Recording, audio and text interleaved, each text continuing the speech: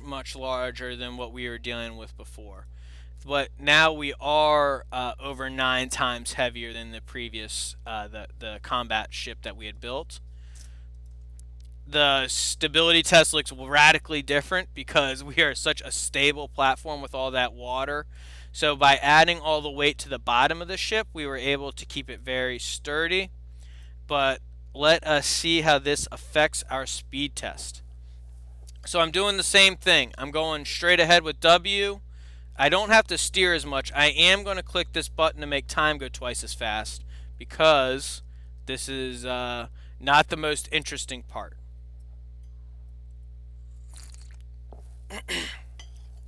But what we are doing is gathering data. And these simulators are designed so that we don't have to spend millions of dollars on steel and then find out that when we put in real world conditions, it's not behaving like we expected.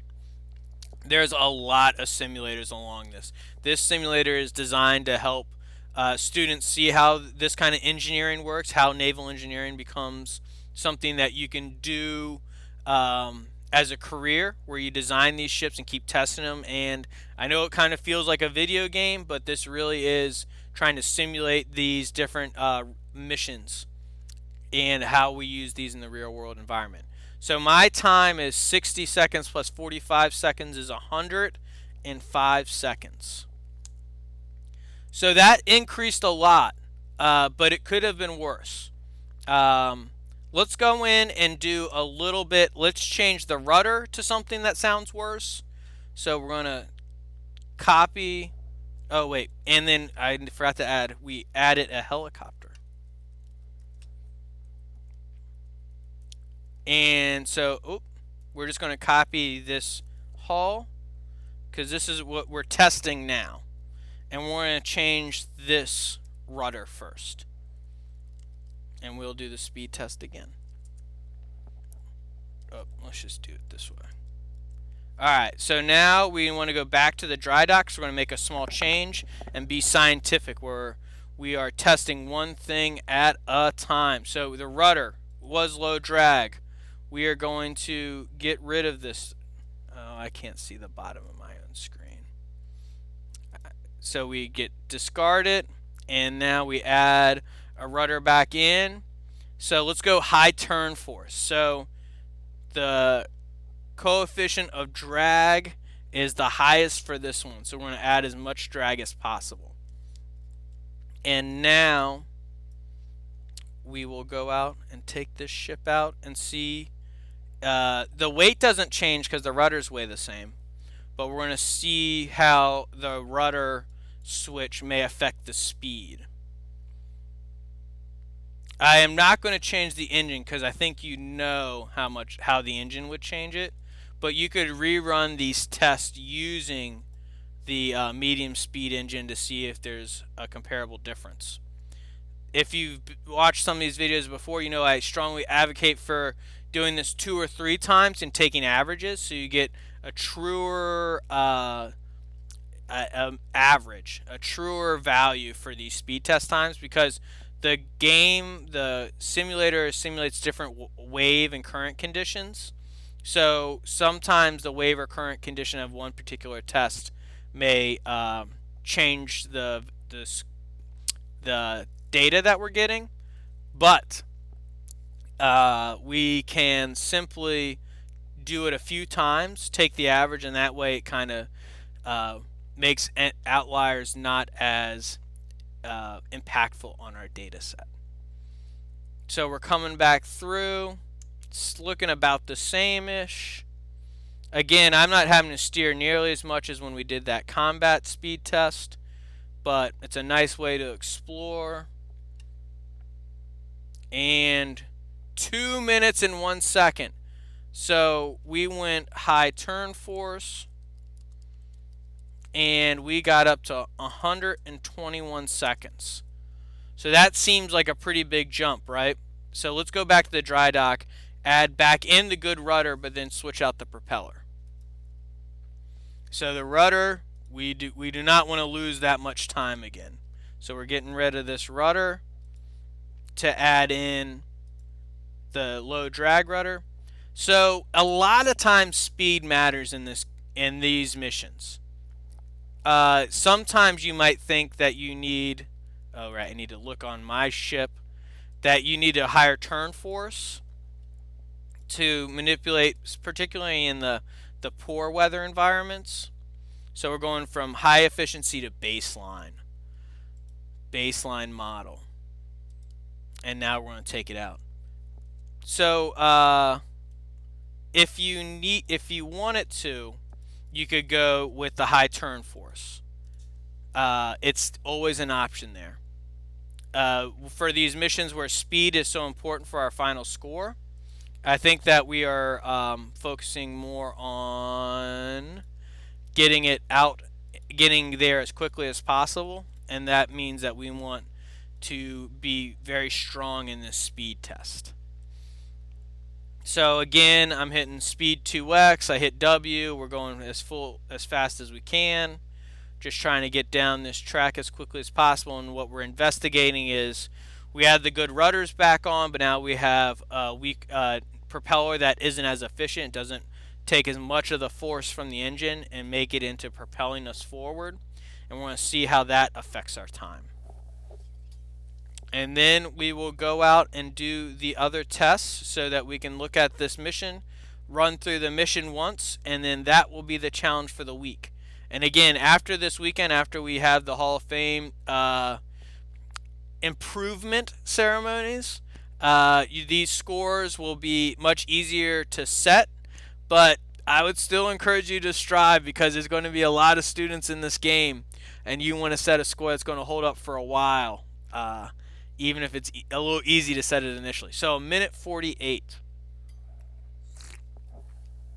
Alright, so, we don't need that. We need a minute 48, so we got 60 plus 48 is 108 seconds.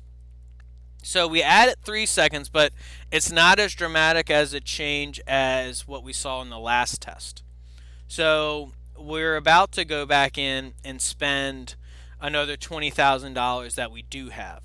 You may find that you're in a spot where you might need $20,000. If that's the case, this would be a place where you could only sacrifice 3 seconds in the speed test, which maybe is an acceptable trade-off. And so engineering is definitely about a design process, but at its heart, it's making decisions that have consequences. And so there's probably a decision that's better than the other decisions, but they all result in some pluses and some minuses. We just need to make sure that we are getting as many pluses in the vision of the mission. Alright, so we put our high efficiency back on, and let's do one last check. Let's go in to our structure and our ballast tank. So I click ship and structure and ballast tank, and this brings us back to all of our water. I'm clicking the water button. We are going to go as light as possible. So let's just put these all, let's think it's 30%. We might have to do this twice. But what I want to do now is look at the variable of weight and see how that affects our time. And if those of you that might have heard an equation about how force equals mass times acceleration, this is a good time to start thinking about how the engine has a force, our ship has a mass, and we can study the acceleration through our trials. Oh no, we're too light. So let's say 40% instead of 30%. So that is 40. Oh, we got to go 40% here. Well, this is going to be a trouble. 45. So let's go between 40 and 45. 41. And for those of you that have participated in Sea Perch, you can understand why I'm distributing the weight evenly to the outside of the ship, or the outside containers, I should say. I want to keep as much balance and keep symmetry in all directions so that we are able to balance it out.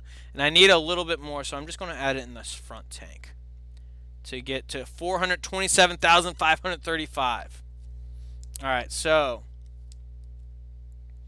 let's get that data into our sheet. We are now 427,535.7.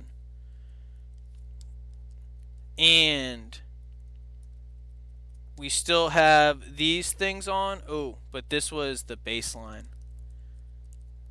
If you can work with a partner or a team or share your notes or do over Discord, something. It's a good way to help work as a team to make sure silly little mistakes in your data collection don't end up obscuring the things that you found out. All right, let's move the old email address over here so that's always on the screen and easy to see. And I think we're ready to test. So we are done. We're ready to go back out. And because we keep making changes to the actual design, what we have to do the stability test over and over again to make sure we're not making the ship unsafe for those that are aboard. And man, that ship is just not moving, even though we took about 50,000 kilograms of weight out of it. So what we did is we took the components from our best tests, and now we are just isolating whether the weight in the ballast tanks have an effect on the speed test score. So I did the same thing as always. I hit W as the time started. I click speed 2x. More than usual, I don't have to steer that much. So this might be one of those times where the conditions are actually helping us a little bit more. Now we're steering a little bit more. We got out of started out well, but now I'm correcting a good amount. And maybe I have to steer a little bit more because our ship isn't as heavy. It's kind of like, in football, if an offensive lineman weighs 300 pounds or 200 pounds, one of them is going to be a lot easier to move around. But we got down this track. Looks like we're going to be a little faster. 140. Oops. So we are 100 seconds flat. So we saved 5 seconds by taking, let's do a little subtraction. I'm going to F3. So we had E3 before. So we are about 45,000 pounds less heavy, and we saved 5 seconds of time. So this seems like the best design that we have had so far for speed. Let's run quickly through these other tests just so we can see what that looks like, and then we'll do so I'm hitting W right away. I'm hitting speed 2x. I would not, if this is your first time playing Fleet, I would not hit this right away. It is really easy to get out of this track. You want to keep these green buoys on the left side, these red buoys on the right side, and it's really easy to get out of control. That said, once you've done this a lot, it's kind of something that it's like any video game, right? You get good at it, and the parts that were hard in the beginning become second nature. But this test is making sure that our ship it has good ability to maneuver or turn, and that's pretty important, especially once we see what the rescue mission's like. But it was just standard steering. I was using W, A, and D a lot. You could just use the up arrow, the left arrow, and the right arrow, but we're just going full speed. I am going to put this data in our table. We might need to have a couple different tables to track our different tests, but I'm just using the first row. Maneuver? I don't know. We'll test that. We'll look at that in a little bit. So 60 seconds plus 24 seconds, 84 seconds. And I will add test, ability test. And let's go to mission. Check how I spelled maneuver. I spelled it correctly. That was an interesting looking word. Alright, so maneuver test. I don't need maneuverability. And so now we're going to do rescue practice. So there, what we're going to see is that we just focused a lot on speed, and speed's really important. We want to get to a shipwreck quickly. But there's two components that add to the time, and the time is the driver of the score. In this mission, we're practicing rescuing people. So there's one at the end of my mouse cursor here, and there's another person over here. What we're going to find out pretty quickly is that these ships are like elephants. It takes a long time for them to start going fast, but once they're going fast, it takes a long time to slow them down. So I am not going to make the mistake first, but almost it's easy to. I'm starting to slow down right now. I just put my engines all in reverse. And so I'm going to try and save this person with my large ship and then go over and save this person with my helicopter. And I think I overcompensated. Let's go a little bit faster and get him alongside our ship. And once we are able to start rescuing him, there will be a little bar that appears above his head that needs to go from red to green. And there we go. So now while the ship rescues him, I don't need to watch. I can take off in my helicopter. So I clicked the helicopter, this button popped out, and then I was able to launch it. You don't need to hit up, it'll launch itself. If you just saw what I did, it looked like I drove past the person, then the button popped out. Because the camera is behind you, you have to go a little bit further than you would expect, and then it drops the rescue equipment and saves the person. Now I turned around, I hit D to swing around. Now I'm driving back to my ship, I'm hitting W. I have to button mash to go forward. And then once the button pops back out, I can land back on my craft. So to take off, you click the helicopter, this button pops out, and then you click the button, and then you go up. And then you drive it feels like you drive past it for the button to pop back out for you to drop the rescue equipment. And then once you're done, you have to go back to the ship before you run out of gas to actually save the person. So let's get that time into our spreadsheet. 60 plus 50, 110. And we still are using the same ship. And so that's the rescue practice. We're going to do one rescue mission in sunny conditions.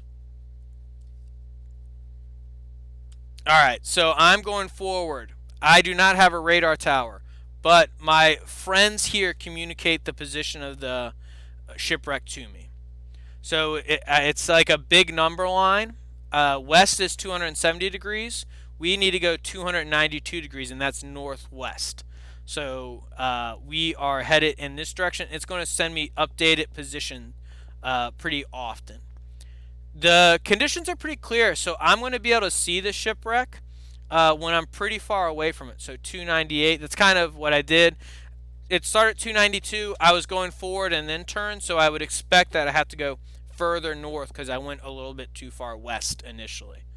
As you can see, the waves and the current are definitely moving me around a lot, so this isn't the time to go get a Gatorade. This is the time to really focus on steering. We are going to take full notes on this mission. I'm going to record when we get... Alright, so I just saw the ship. That's where we're going. It's going to give us a cut screen. It's going to go around the entire shipwreck so we can see where all the mariners are.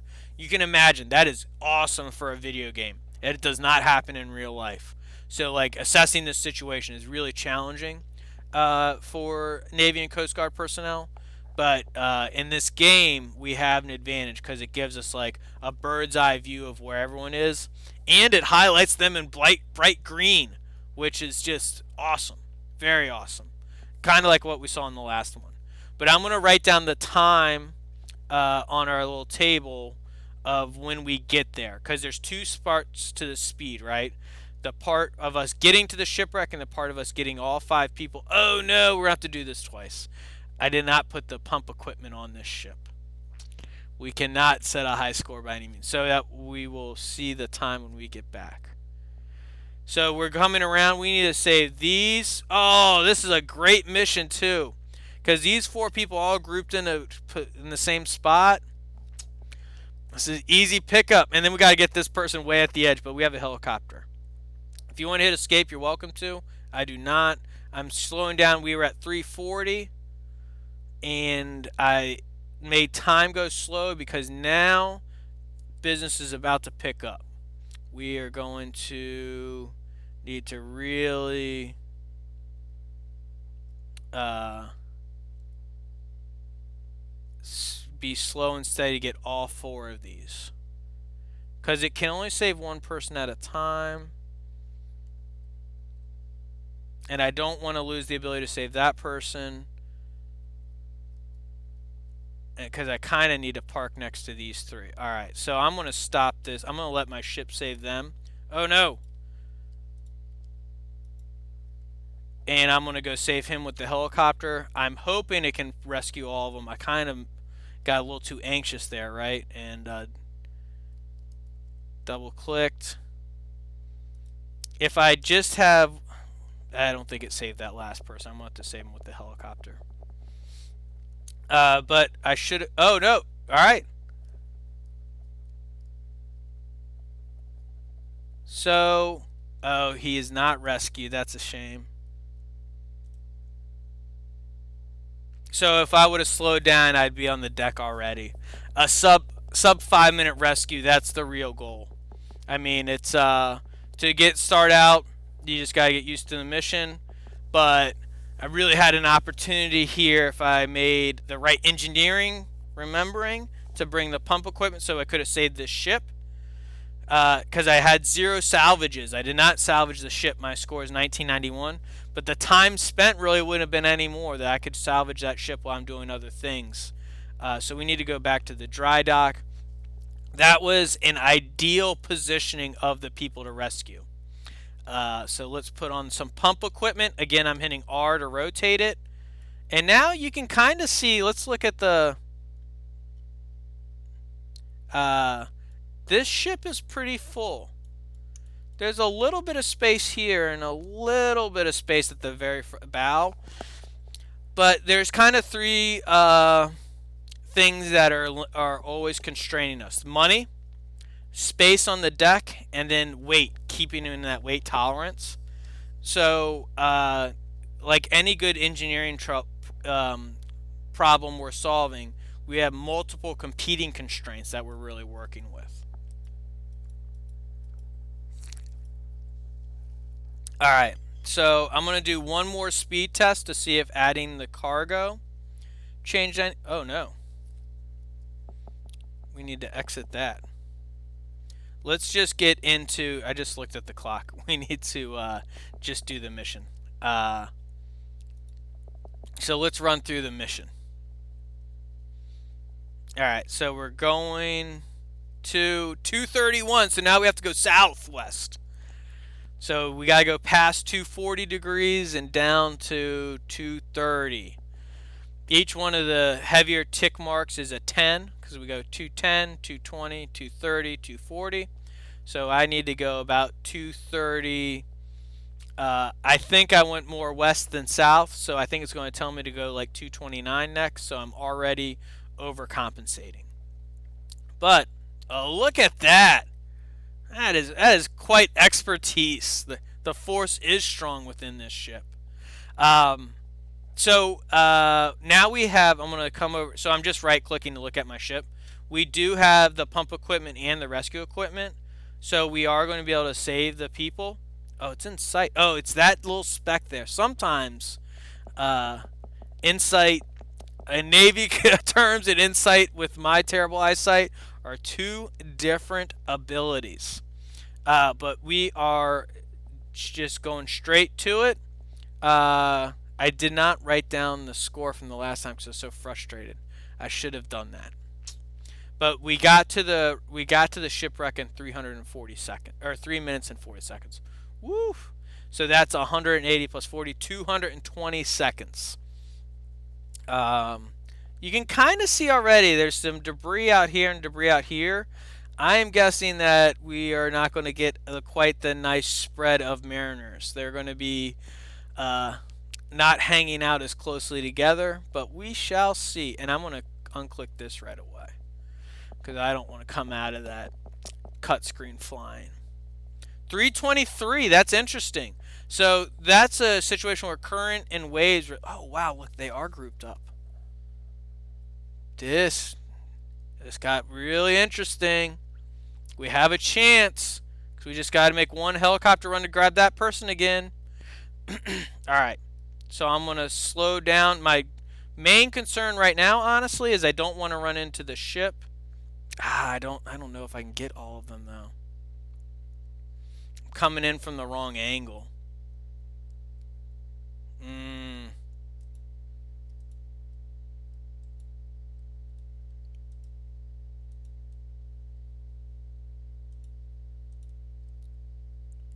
I botched the whole thing. I didn't save anyone with the ship. I think I collided with the boat. Uh, I'm rescuing one mariner, but I really need to rescue all four of them that are over here. I can only grab two at a time in the helicopter, and I can't even turn around. Complete botch. I probably even should have landed there because I need to take two trips over here to save people. If I would have brought the advanced rescue, this rope routine would go faster. Uh, Darn.